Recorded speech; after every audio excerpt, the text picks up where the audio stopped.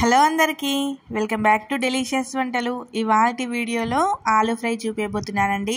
ఎటువంటి కారం మసాలాలు లేకుండా సింపుల్ గా చేసుకోవచ్చండి, కానీ టేస్ట్ మాత్రం చాలా చాలా బాగుంటుంది. ఈ వేడి వేడి అన్నంలో ఈ ఆలు ముద్దకూరను వేసుకొని రసం వేసుకొని ఒక ఆమ్లెట్ వేసుకొని తింటే ఆహా జన్మలో మర్చిపోలేరండి, అంత బాగుంటుంది.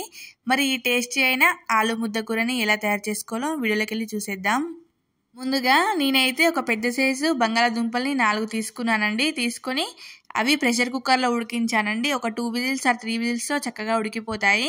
చూడండి, ఉడికించిన బంగాళాదుంపల్ని పైన పీల్ తీసేసి ఇలా చిన్న ముక్కలుగా కట్ చేసుకొని పక్కన పెట్టేసి ఇప్పుడు స్టవ్ ఆన్ చేసి ఒక ప్యాన్ పెట్టుకొని అందులోకి ఒక 2 నుంచి 3 టేబుల్ స్పూన్ దాకా ఆయిల్ వేసుకోండి. ఈ ఆలూ ఫ్రైలోకి కొంచెం ఆయిల్ ఎక్కువగానే పడుతుందండి. అలాగే ఒక టీ స్పూన్ జీలకర్ర వేసుకోండి, ఒక టీ స్పూన్ ఆవాలు వేసుకోండి. మీకు నచ్చితే పచ్చిశనగపప్పు కూడా వేసుకోవచ్చు. వేసుకున్న తర్వాత అందులోకి కారానికి సరిపడినంత పచ్చిమిర్చి వేసుకోండి. ఒక 10 నుంచి 12 వేసానండి, సరిపోతుంది. అలాగే ఒక 2-3 రెమ్మల కరివేపాకులు వేసుకొని చక్కగా అంతా ఒకసారి బాగా కలుపుకోండి. కావాలనుకుంటే పచ్చిమిర్చిని పేస్ట్ లాగా చేసి కూడా వేసుకోవచ్చండి, ఏం పర్వాలేదు. అలాగే ఒక పెద్ద సైజు ఉల్లిపాయని ఇలా నిలువుగా కట్ చేసుకొని వేసుకోండి. ఈ ఆలు ముద్ద కూరలోకి ఉల్లిపాయ ఎక్కువగా ఉండాలండి, అలా అయితేనే టేస్ట్ చాలా బాగుంటుంది. చూడండి, ఉల్లిపాయ వేసేసిన తర్వాత ఒకసారి అంతా బాగా కలిపేసుకొని అందులోకి ఒక 1/2 టీ స్పూన్ ఉప్పు వేసుకోండి. మనకి ఉల్లిపాయలు అనేటివి త్వరగా మొగ్గిపోతాయండి. చూడండి, ఇలా లైట్గా కలర్ చేంజ్ అయితే సరిపోతుంది, మరీ ఎక్కువగా ఫ్రై కావాల్సిన అవసరం లేదు. ఆనియన్స్ అనేటివి మనకు ఈ టెక్స్చర్లో ఉంటేనే కర్రీ టేస్ట్ అనేది చాలా బాగుంటుందండి. ఇప్పుడు అందులోకి ఒక 2 ఎండుమిర్చిని కట్ చేసుకొని వేసుకోండి. అలాగే ఒక 10 నుంచి 12 వెల్లుల్లి రెబ్బల్ని పొట్టు ఒలుచుకొని క్రష్ చేసుకొని వేసుకోండి. ఒక 1/2 టీ స్పూన్ అల్లం వెల్లుల్లి పేస్ట్, ఒక 1/2 టీ స్పూన్ పసుపు వేసేసుకొని చక్కగా అంతా ఒకసారి బాగా కలిసేలా కలుపుకోండి. ఒక 1/2 మినిట్ పాటు అలా ఫ్రై చేసుకోండి, సరిపోతుంది. చూడండి, అలా పచ్చివాసన వెళ్ళేసిన తర్వాత ఇప్పుడు అందులోకి మనం ఉడికించుకున్న బంగాళాదుంప ముక్కలన్నిటిని అందులోకి యాడ్ చేసుకోండి. యాడ్ చేసుకొని బాగా కలిసేలా స్టవ్ని లో ఫ్లేమ్లో పెట్టుకొని కలుపుకోండి. చూడండి, ఇలా చక్కగా అంతా బాగా కలిపేసిన తర్వాత ఇప్పుడు అందులోకి రుచికి సరిపడినంత సాల్ట్ యాడ్ చేసుకోండి. ఒక 1.5 టీ స్పూన్ సాల్ట్ అయితే యాడ్ చేశానండి, సరిపోతుంది.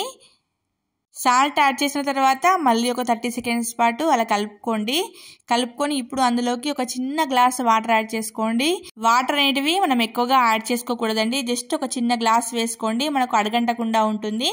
గ్రేవీ కూడా మంచిగా వస్తుందండి, అన్నంలోకి కలుపుకోనికి మంచిగా ఉంటుంది.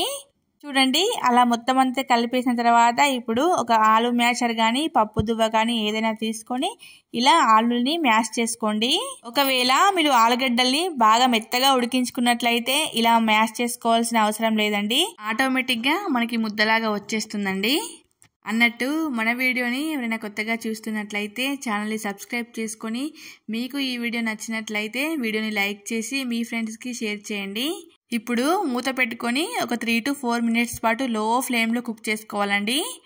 చూడండి, ఇలా కొంచెం అడగంటాలి, ఇలా అడగంటితే కర్రీ టేస్ట్ అనేది చాలా చాలా బాగుంటుంది. ఇప్పుడు ఈ స్టేజ్లో సాల్ట్ చెక్ చేసుకొని సాల్ట్ కనుక సరిపోకపోయినట్లయితే సాల్ట్ అడ్జస్ట్ చేసుకొని మీరు కావాలనుకుంటే కొంచెం ధనియా పౌడర్ కూడా వేసుకోవచ్చండి. నేనైతే ధనియా పౌడర్ వేయలేదు, నార్మల్గానే బాగుంటుంది. ఇప్పుడు అందులోకి ఒక గుప్పెడు కొత్తిమీరని వేసేసుకొని ఒక 30 సెకండ్స్ పాటు అలా కలుపుకోండి. ఆ కొత్తిమీర ఫ్లేవర్ అనేది కర్రీకి బాగా పడుతుంది. అంతేనండి, రెడీ అయిపోయింది ఆలు ముద్దకూర. చూస్తుంటేనే నోట్లో నీళ్ళు ఊరిపోతున్నాయి కదా, చాలా చాలా టేస్టీగా ఉంటుంది. వేడి వేడి అన్నంలో ఈ ఆలు ముద్దకూరని వేసుకొని రసం వేసుకొని ఒక ఆమ్లెట్ వేసుకొని తినండి, కడుపు నిండా కమ్మగా తినేస్తారండి, అంత బాగుంటుంది. మరి ఈ వీడియో మీకు నచ్చినట్లయితే వీడియోని లైక్ చేసి షేర్ చేసి మీ ఫ్యామిలీ ఫ్రెండ్స్ అందరికీ షేర్ చేయడం మర్చిపోవద్దు. Thank you for watching, bye.